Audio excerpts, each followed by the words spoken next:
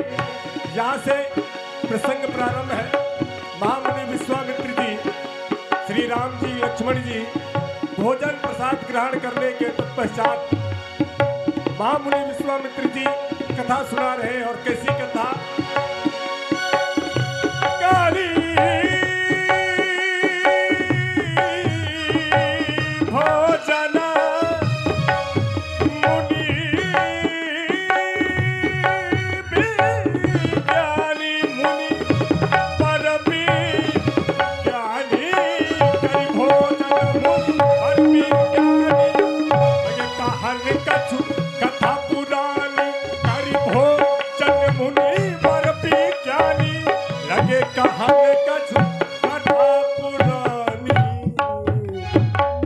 दिवस गुरु आयसु पाई संध्या करत चले दो भाई।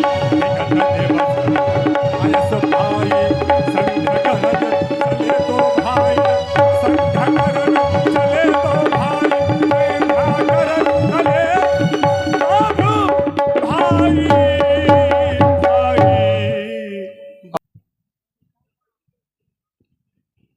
धर्म की धुरी को धारण करने वाले धर्मज्ञ, धर्मनिष्ठ, धर्मात्मन राम प्रेम की परिमल पर पाटी पर बैठ करके प्रेमियों के हृदय में प्रेम से निवास करने वाले प्रियात्मन लखन।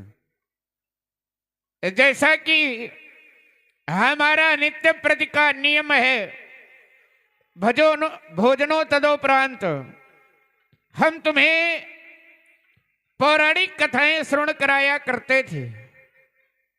आज भी उसी क्रम में हम तुम्हें भोजनो तदोपरांत पौराणिक कथाएं श्रवण करा रहे थे। कथाओं में इतना मग्न हो गए कि समय का कुछ ज्ञान नहीं रहा और धीरे धीरे करते हुए वह समय सुंदर संध्या का आ गया। जब यह समय सुंदर संध्या का आ गया तो विचार यह आया कि हमें संध्या वंदन करना चाहिए। संध्या का जो क्रम है वो समयानुसार हमें कर लेना चाहिए, क्योंकि यह मनुष्य का जीवन हमें बड़े भाग्य से प्राप्त हुआ है। हमारे आचार्य कहते हैं, बड़े भाग्य मानुष तन पावा, सुर दुर्लभ सद ग्रंथन गावा। और अगर यह शरीर बड़े भाग्य से मिला है तो क्या इसे व्यर्थ में गंवाया जाए? नहीं, यह शरीर तो साधनों का धाम है, मोक्ष का दरवाजा है। अगर यह शरीर मिला है तो हमें इस साधन के माध्यम से मोक्ष का दरवाजा पा लेना चाहिए, क्योंकि हमारे आचार्य भी कहते हैं ये शरीर है कैसा, तो बताया गया साधन धाम मोक्ष कर द्वारा पाई न जे परलोक संवारा। तो फिर तो यही है कि सो परत्र दुख पामहि सिर धुन धुन पछताई कालहि कर्महि ईश्वरहि और मिथ्या दोष लगाए। परमात्मा पर केवल मिथ्या दोषारोपण करते हैं। यह समय हमारा जो आ गया है यह बड़ा सुंदर समय संध्या का। लोगों ने कहा महाराज संध्या करने से क्या मिलता है, संध्या क्या है? तो उत्तर मिला कि संध्या तो एक आध्यात्मिक यज्ञ है। इस आध्यात्मिक यज्ञ के करने के माध्यम से हमारे द्वारा जो अनजाने में पाप हो जाते हैं वह पाप क्षय हो जाया करते हैं। लोगों ने कहा यह तो बड़ा सरल उपाय है, क्यों नहीं दिन भर पाप किया जाए और सायंकालीन वेला में संध्या कर ली जाए तो पाप समाप्त हो जाएंगे। नहीं, ऐसा नहीं है। जो जान करके पाप किए जाते हैं वह अपराध की कोटि में आते हैं। वह अपराध है, वो जान करके पाप किए जाते हैं। लेकिन जो अनजाने में हो जाते हैं वह क्षम्य होते हैं। तो हमें अनजाने में किए हुए पापों से यदि मुक्ति पाना है तो हमें संध्या वंदन करना चाहिए, पूजन करना चाहिए। और ये हमारा ही नहीं, मनुष्य जाति के समस्त प्राणियों का यह परम कर्तव्य है कि हमें यदि मनुष्य का यह शरीर मिला है तो हमें संध्या वंदन अवश्य करना चाहिए। जो लोग संध्या वंदन पूजन अर्चन यज्ञ नहीं करते तो मरने के तदोपरांत अगले जन्म में उन्हें स्वान की गति प्राप्त होती है, या यूं कह दिया जाए मरने के बाद अगले जन्म में उन्हें मरघट के किनारे का सूखे पीपल वृक्ष के समान का जीवन हो जाता है। अस्तु लाल, समय और यह समुद्र की लहरें कभी किसी की प्रतीक्षा नहीं करती हैं, और यह समय बतला रहा है कि यह समय को व्यर्थ में ना जाने दिया जाए, हमें अपने कार्य पर रत हो जाना चाहिए। अस्तु, हमारा आदेश तुम दोनों कुमारों के लिए यह सुंदर जो बेला आई है, इस बेला का सुंदर हमें सदुपयोग करते हुए तुम दोनों कुमारों को जाकर के नित्य व्रत की भांति आज भी मां संध्या देवी का पूजन अर्चन वंदन करना चाहिए। यही हमारा आदेश और हम भी करेंगे लाल। जाओ दोनों कुमार मां संध्या देवी का पूजन अर्चन वंदन करो। विगति दिवस गुरुवाय सुपाल संध्या करनी चले दो भाई।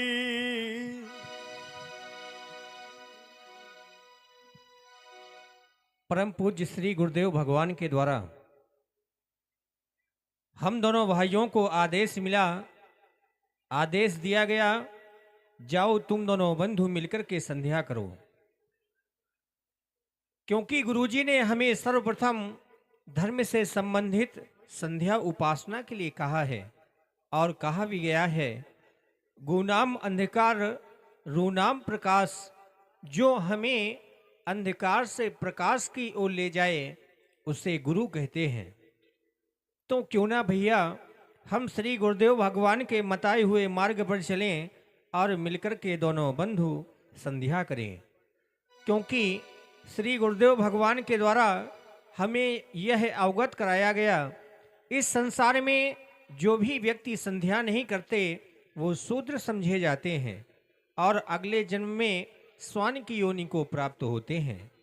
समय न नष्ट करते हुए आओ हम दोनों बंधु मिलकर के संध्या करें और श्री गुरुदेव भगवान की आज्ञा का परिपालन करें। अब चलो करें संध्या बंदन, संध्या का पाठ पढ़ाना है, जो छुपे हुए हैं अंधकार में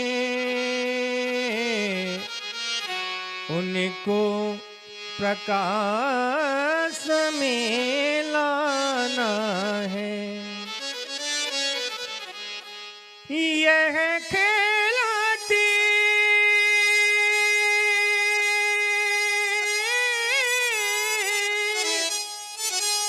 है अरुण उषा,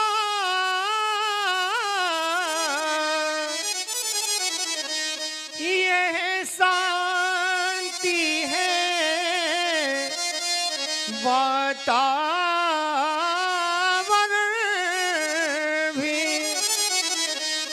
अब संध्या करने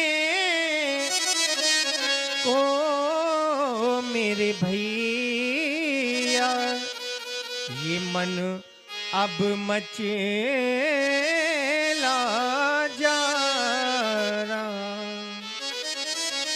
और मेरा मन बार बार इसलिए मचल रहा है क्योंकि ऐसा हमने जाना है, अगर ये सुंदर समय हमारे हाथों से निकल गया तो पुनः वापस लौटकर आने वाला नहीं।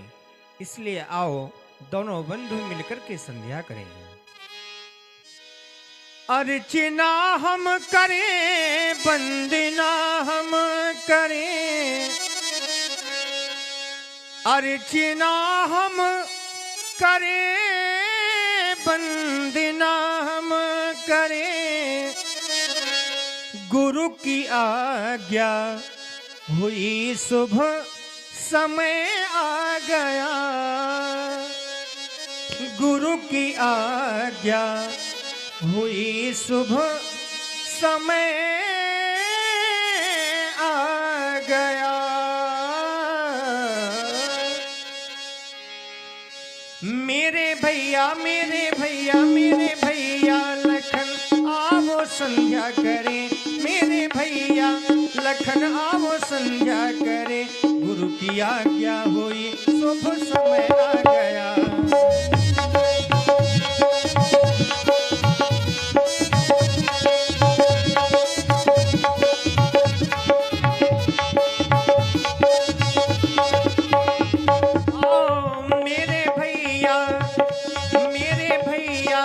लखन आवो संध्या करें। मेरे भैया मेरे भैया मेरे भैया लखन आवो संध्या करें।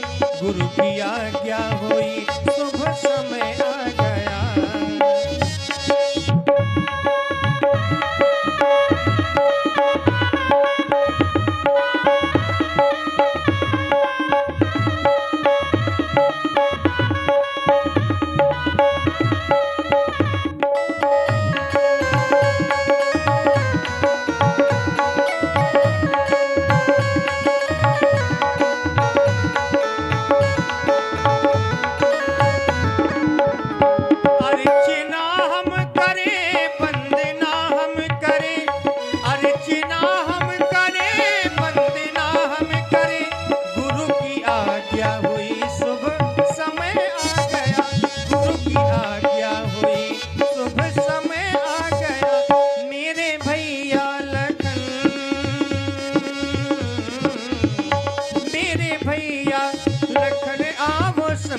करे मेरे भैया लखन आवो संध्या करे।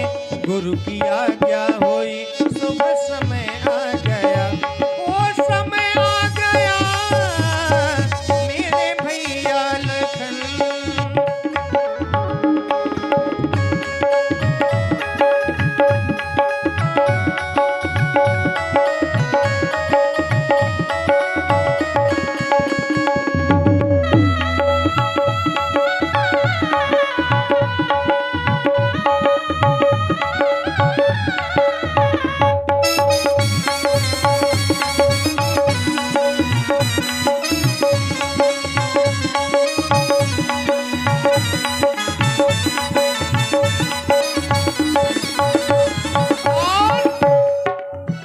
सांसों की माला से मैं तो सुमिरन करूं।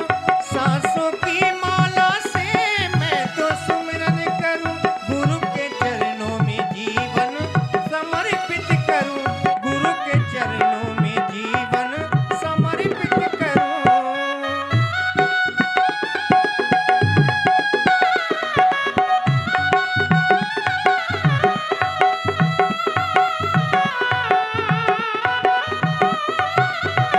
सांसों की माला से मैं तो सुमिरन करूं। सांसों की माला से मैं तो सुमिरन करूं। गुरु के चरणों में जीवन समर्पित करूं। गुरु के चरणों में जीवन समर्पित करूं।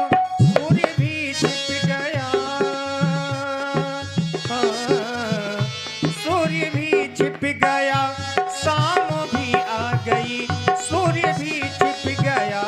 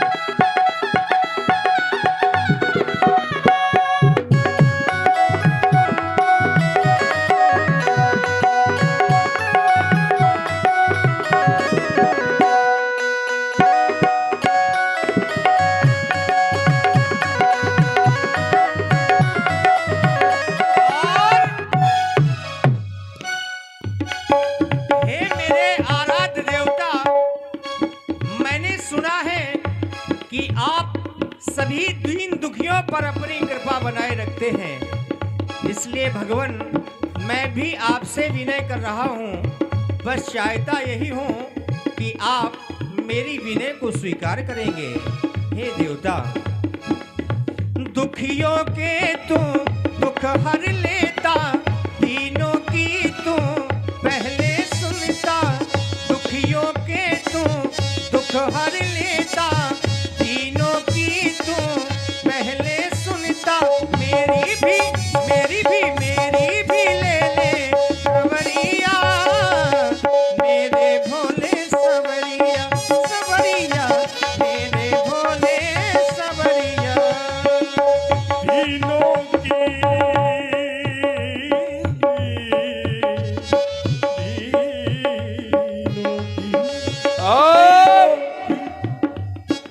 आप है भाई राजू, एक छोटा बच्चा है राजू।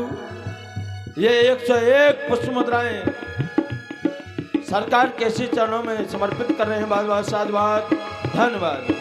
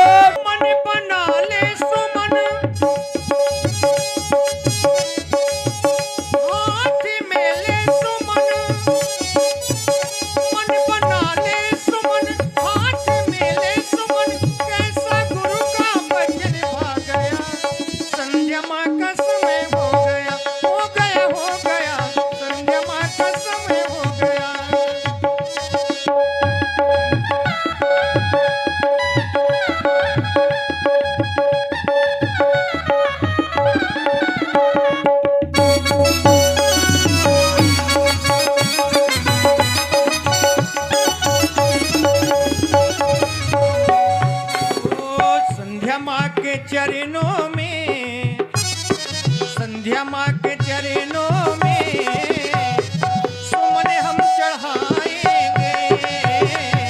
संध्या माँ के चरणों में,